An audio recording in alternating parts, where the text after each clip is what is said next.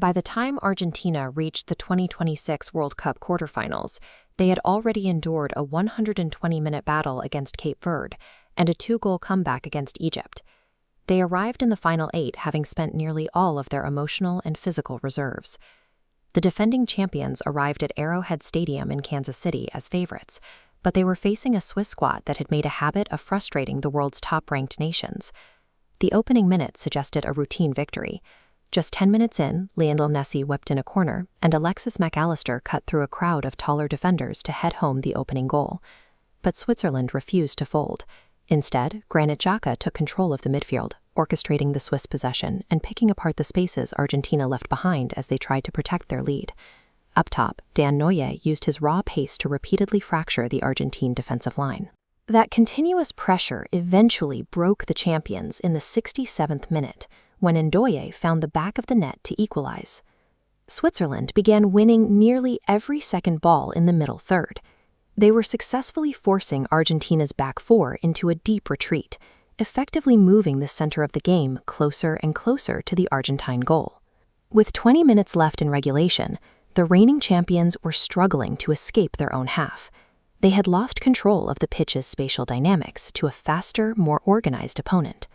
Then, in the 71st minute, the match's trajectory changed. Swiss striker Breel Embolo fell to the grass inside the Argentine penalty box. The immediate aftermath was confusion. The referee blew his whistle and issued a yellow card to Argentina's Leandro Paredes for the tackle, even though the replay would show Paredes never made contact. Because the card was issued to the wrong player, the video review booth intervened to correct the mistaken identity. The review cleared Paredes, but it also revealed that Embolo had simulated the contact. Because diving warrants a caution, and Embolo was already carrying a yellow, the referee showed him a second card and sent him off. This sequence of rulebook technicalities erased the physical and psychological advantage Switzerland had spent an hour building. Losing Embolo meant losing the team's primary offensive outlet. Without him, the Swiss had no way to relieve the pressure or hold the ball up long enough for the rest of the squad to move forward. This diagram illustrates the immediate structural shift. The Swiss were forced to collapse into a tight defensive shell. Seeing this, Argentina pushed forward, gaining 15 yards unopposed. Every outfield player was squeezed into this final third, leaving the rest of the grass completely empty. In knockout football, one dismissal forces a team to scrap its original game plan and adopt a survivalist strategy for the remainder of the match. What followed was 50 minutes of constant Argentine possession. They cycled the ball around the perimeter, searching for a gap, while Switzerland desperately absorbed wave after wave of attacks.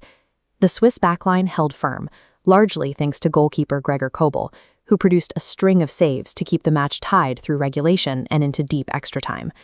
But defending with 10 men for an hour against the reigning world champions requires an immense output of physical and mental energy.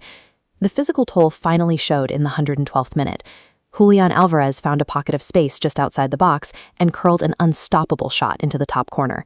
Breaking a disciplined defensive block usually requires exactly this type of individual talent.